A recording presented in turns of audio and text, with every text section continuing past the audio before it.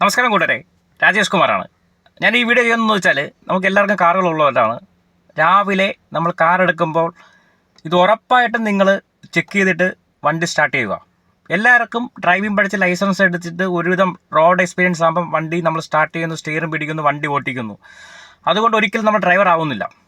നമ്മളെ മനുഷ്യൻ ഒരു ദിവസം രാവിലെ എണീച്ച് എന്തൊക്കെ കാര്യങ്ങൾ ചെയ്യുന്നു, അതേപോലെ നമ്മൾ വാഹനങ്ങൾ ഓട്ടിക്കുമ്പോൾ രാവിലെ ഇത് ഉറപ്പായിട്ട് സിസ്റ്റമാറ്റിക്കായിട്ട് ഡെയിലി ചെയ്യുക. ഓക്കെ, വേറെ ഒന്നുമില്ല, സിമ്പിളാണ്. നമ്മൾ വാഹനത്തിൻ്റെ അടുത്ത് അൺലോക്ക് ചെയ്ത ശേഷം 4 ഡോറും ഓപ്പൺ ചെയ്യുക. നെഗറ്റീവ് എയർ കാര്യങ്ങളെല്ലാം പോകാൻ വേണ്ടിയാണ് അത് ചെയ്യുന്നത്. അടുത്തത് ടയർ, 4 ടയറിലും എയറോ നൈട്രജൻ ഉണ്ടോ, എയർ കുറവുണ്ടോ എന്നും കൂടെ ഒന്ന് ചെക്ക് ചെയ്യുക. പറ്റുമെങ്കിൽ നമ്മളെ വീൽ നെറ്റ് ഉണ്ടല്ലോ, അതും കൂടെ ഒന്ന് പിടിച്ചു നോക്കുക.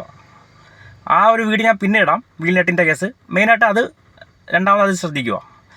മൂന്നാമത്, ഇപ്പോൾ പലർക്കും ഈ ബോണറ്റ് മുതൽ ഓപ്പൺ ചെയ്യാൻ അറിയാത്തവരാണ് കൂടുതലും. അത് ഓപ്പൺ ചെയ്യുക.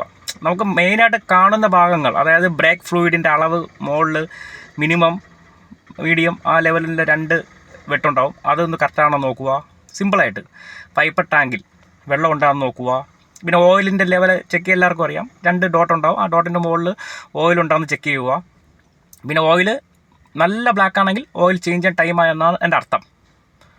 ഓക്കെ, പിന്നെ നമ്മൾ ഈ 4 ഡോറ് തുറക്കുന്നതിൻ്റെ കൂടെ തന്നെ നമ്മൾ 4 മാറ്റ് ഉണ്ടാവും.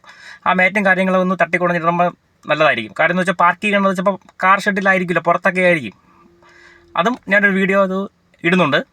അപ്പോൾ ഇത്രയും കാര്യങ്ങൾ മെയിനായിട്ട് നോക്കുക. പിന്നെ വണ്ടി സ്റ്റാർട്ടിങ് ടൈമിൽ നമ്മൾ ഭാഗത്ത് കയറി ഓക്കെ, സ്റ്റാർട്ടിങ് ടൈമിൽ വാണിംഗ് ലാമ്പ് എന്തെങ്കിലും കത്തി കിടപ്പുണ്ടോ എന്നും കൂടി ഒന്ന് ശ്രദ്ധിക്കുന്നത് നല്ലതായിരിക്കും. ഓക്കെ, ഇത്രയേ ഉള്ളൂ.